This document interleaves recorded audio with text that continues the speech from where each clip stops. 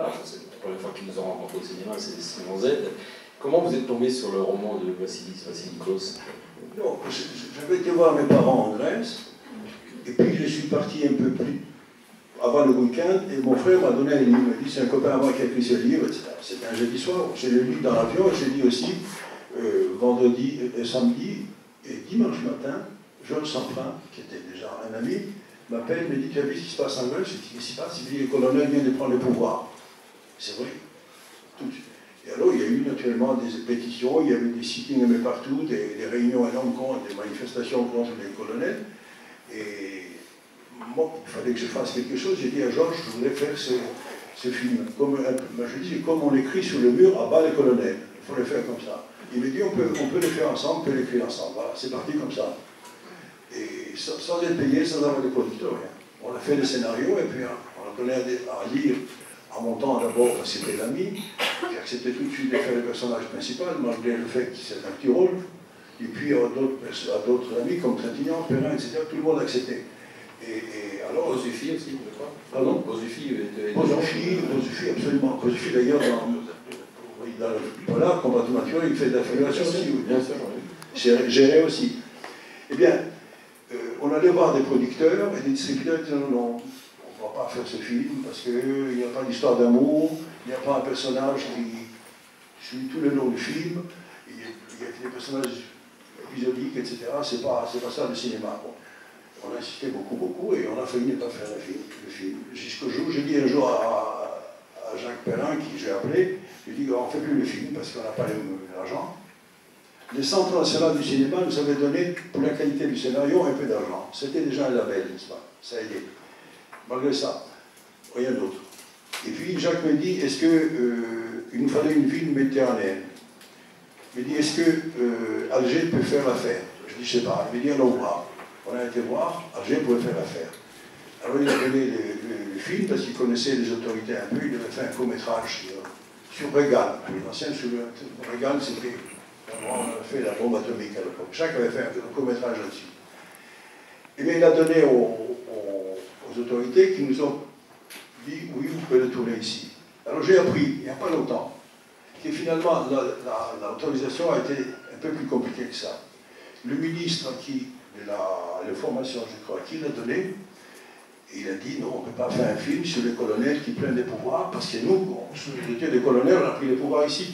Donc ça ferait bizarre.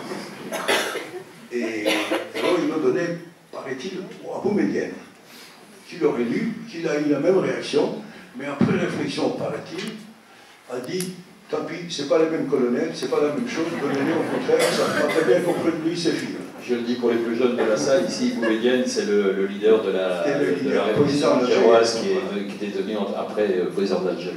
Et c'est vrai qu'on a pu faire le film en toute liberté en Algérie, avec toutes les facilités de tournage, pas d'argent parce qu'il n'avait pas d'argent, mais on a pu le faire là-bas, et c'est beaucoup grâce à eux que ça a été fait, et grâce à Perrin, bien sûr, qui automatiquement est devenu le producteur, parce que comme il n'y avait pas de producteur, on lui a dit, bah, tu es le producteur.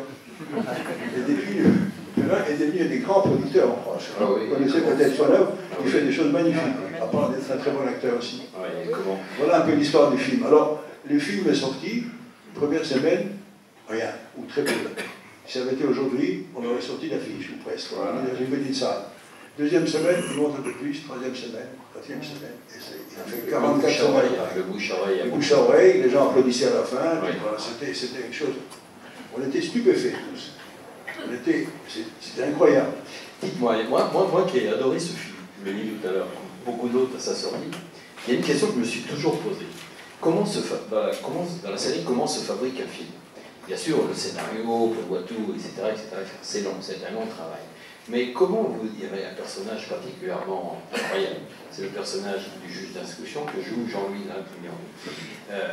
Le ton froid, métallique de Jean-Louis Trintignant, rien à dire, il l'avait en lui-même. Hein, il est né avec, hein, en quelque sorte. Mais les lunettes fumées, le menton qui se crispe, carré, et cette espèce de certitude. À partir d'un certain stade, je suis dans mon droit, on va jusqu'au bout, on y va. Comment ça s'est fabriqué, ça? C'était prévu dès le départ ou Jean-Louis Trintignant en a rajouté? Non, on a parlé avec Jean-Louis, qui aimait beaucoup le rôle. Il a même dit à un moment donné, moi je le fais gratuitement, c'est un si beau rôle. Absolument, il a dit. Et Et c'est vrai que tous les acteurs avaient fait vraiment des concessions formidables sur le plan de leur salaire. Et je lui dis, la première chose qu'il faut qu'on fasse, il faut que ça soit quelqu'un froid. Et pour cacher ses sentiments, il faut mettre des lunettes pas noires, non, parce que ça fait un peu mafieux, mais des lunettes où on peut voir les yeux quand même, mais sans voir les sentiments, ce que disent parce que les yeux quand même c'est la fenêtre de l'âme, comme on dit. Et il m'a dit absolument, essayons. On a essayé, et puis on a avec l'édition très vite, et puis c'est un acteur formidable, il a compris très vite le personnage, qu'un juge, il n'a pas à avoir des sentiments, il n'a qu'à juger des situations. Il n'y a qu'un moment où il a des sentiments, quand le mot lui échappe, il parle d'assassin, alors que jusque-là, il ne dit jamais l'assassinat. En présence du général d'ailleurs, en présence du chef de la police, de la gendarmerie. Et après, son plaisir, parce qu'après, il prend du plaisir. Après, quand tu sais qu'il y a tous les éléments, il prend du plaisir. Et il disait nom, prénom, profession, à des généraux. Et ça lui faisait. Enfin, moi, ça me faisait tellement plaisir que je ne l'ai pas monté sur lui, je l'ai monté sur les autres. Parce que moi, c'était un peu trop. Voilà. C'était important à préciser parce qu'on sent très bien dans ce film toute la complicité qui a uni toute la chaîne du film. Ça se sent manifestement. Un autre exemple, on pourrait en parler pendant 3 heures, on est obligé d'avancer un petit peu. Dès l'année suivante, c'est le formidable L'Aveu, suite à une rencontre avec Arthur Landon qui était ministre là-bas en Tchécoslovaquie occupé. L'Aveu avec un nombre formidable Trintignant et surtout cette photo de l'affiche avec ses lunettes de soudeur qui empêchent le personnage de voir, ça c'était assez extraordinaire. Il faut quand même préciser que nous sommes en 1970 et qu'à ce moment-là, encore certains ignorent volontairement le stalinisme, mettent en doute tout ce qui se dit sur Staline et le communisme version hard. C'était fort là aussi.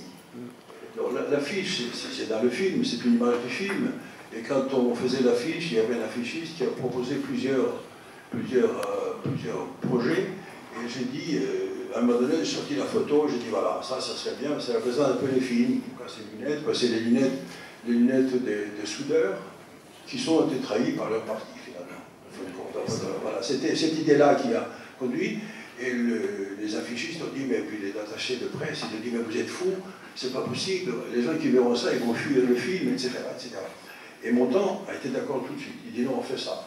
Et finalement, on a gardé l'affiche, et on a eu raison, parce que finalement, ça représente complètement le film, et je ne vois pas que l'autre affiche, on a pu mettre. Parce que ce film, on l'a fait, pourquoi? On l'a fait parce que Montand à Seproun s'ignorait, ils avaient vraiment envie de faire profondément ce film, et moi, de mon côté, ma génération, à un certain moment, on a été plus ou moins séduit par ce système qui avait combattu les Allemands. Il faut pas. Aujourd'hui, on oublie le Stalingrad. Quand le Stalingrad, Staline avait quand même éliminé 500 000 soldats allemands, 300 000 morts et je crois 200 000 prisonniers ou le père, quelque chose comme ça. Donc c'était l'ennemi de la fin de guerre, enfin tout cela. Et puis il parlait contre pas le capitalisme, mais le colonialisme, tout ça. Donc ça l'avait séduit. Vous voyez, une société nouvelle. Et puis très vite, on s'est aperçu que ce n'était pas du tout ça, que c'est tout à fait le contraire. Et comme quand le livre de London est sorti, ça m'a intéressé tout de suite. Pourquoi? Parce que London, c'était une vraie histoire. London vivait à Paris, était marié avec une Française. Il a été sauvé, à mon avis, grâce à elle et à son beau-frère, d'elle, qui était un des gens du Parti communiste français.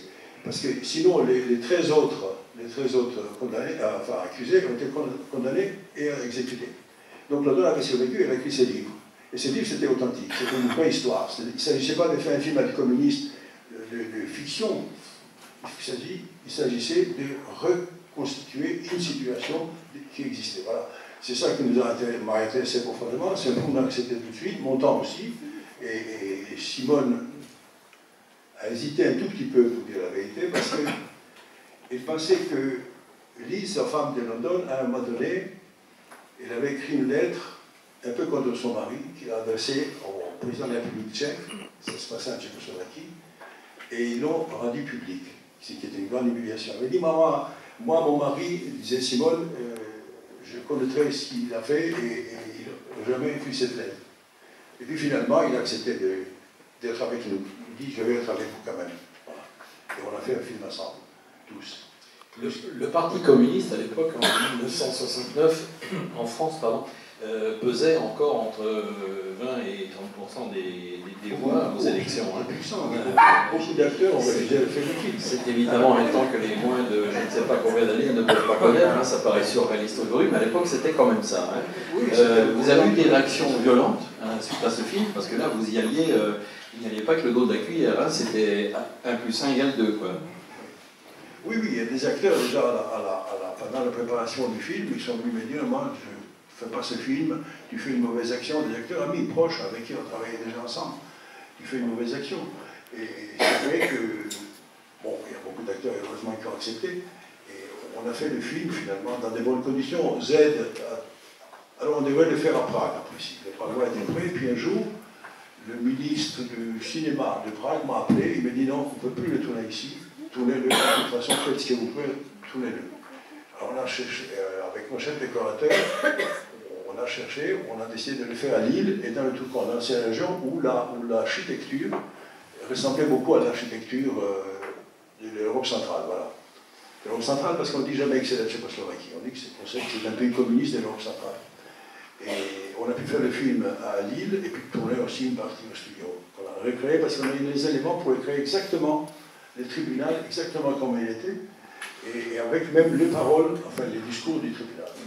Avec l'aveu, vous placez donc définitivement aux yeux du public français, et j'imagine d'autres publics aussi, mais en tout cas aux yeux du public français, comme le cinéaste de l'époque, le cinéaste qui essaie de dire la vérité, le cinéaste qui essaie de la propager, de nous expliquer, de nous décoder un petit peu le monde qui nous entoure. Moi je ne voyais pas ça comme ça. Hein. Bien entendu, mais c'est comme ça que nous on vous a vu en tout cas. C'est votre frère, ça. Mais oui, bien sûr. Mais je ne pense pas trahir. C'est vrai que c'est comme ça que vous avez vu. Même on attendait. Qu'est-ce qu'il va nous faire de plus? Parce que 68 Z, 69 l'aveu, on s'est dit, bon, ça va être quoi le suivant? On attendait tous avec beaucoup d'impatience. Le suivant, ça a été 3 ans plus tard, l'état de siège. Oui, il y en a aussi qui ont dit un film à gauche, un film à droite, ça marche. Ils ont trouvé les filons pour gagner beaucoup d'argent. Oui, vous savez. Bon, voilà, donc état de siège, on est obligé de passer, on ne peut pas parler de tous les films qui sont dans ce coffret. Je vous propose qu'on aille directement en 75. Tiens, voilà un film qui a beaucoup fait parler, Section spéciale, a été primé à Cannes, prix de la mise en scène au Festival de Cannes. Alors, rapidement, pour celles et ceux qui n'ont peut-être pas vu ce film, Section spéciale, ça c'est un film qui, en France, a fait terriblement jaser. Faut-il rappeler que nous sommes en 1975, 30 ans après la fin de la Seconde Guerre mondiale, et que, pour une bonne part, la vérité sur la résistance française, sur la collaboration, n'a pas encore été tout à fait révélée, puisque c'est justement l'année où un auteur américain j'ai oublié le nom, peu importe. Paxton, voilà, merci pour nous suppléer à ma défaillance. Paxton, en effet, a révélé pour la première fois, c'est un Américain qui révèle l'essentiel de ce que nous savons aujourd'hui sur la collaboration. C'est quand même 30 ans. Et vous sortez Section spéciale. Rapidement, de quoi parlait ce film? Non, mais, dans ces coffrets, je fais une sorte de longue interview pour expliquer comment les films naissent. Parce qu'on dit très souvent, pour moi, il fait des films politiques, alors les gens ont l'impression que je me lève le matin, je dis qu'est-ce que je vais faire comme film politique aujourd'hui. Voilà. Ça n'est pas du tout ça. Alors ce film, c'est tout particulier. J'avais travaillé avec un scénariste pour un film qui s'appelait Monsieur Klein. On s'était beaucoup travaillé, et Belmondo devait faire le rôle principal. Et puis quand on a fini, Belmondo était un ami. Et quand on a fini le scénario, les producteurs qui étaient très jeunes ont eu des exigences absolument impossibles. Ça traînait pendant il fallait les contrats pendant des mois. Et puis Belmondo me dit un jour, moi je ne fais plus les films parce que vraiment c'est humiliant ce qu'il me demande de faire. Je dis, tu ne le fais pas, je ne le fais pas non plus. Mais pendant l'écriture des scénarios, j'avais lu Paxton et plein d'histoires de l'occupation, de sorte que je la connaissais très très bien. Et puis du coup, Jacques Perrin me dit, dis donc, il paraît que tu ne le fais plus Klein. Est-ce que j'ai acheté, moi, Monsieur Klein, j'ai acheté les droits d'un livre qui s'appelle Section spéciale. Est-ce que l'occupation t'intéresse toujours? J'ai lu le livre et j'étais passionné par le livre. Le rôle des juges, évidemment, je me souvenais plutôt des bons juges des aides. Il y avait d'autres types de juges, mais il y avait des bons juges aussi. Et je dis, on peut le faire. Donc j'étais complètement dans la période d'occupation et c'est comme ça que je fais le film. Et c'est vrai que j'ai découvert là une justice qui n'était pas à la hauteur de son rôle. Voilà, pour ne pas dire des mots... La justice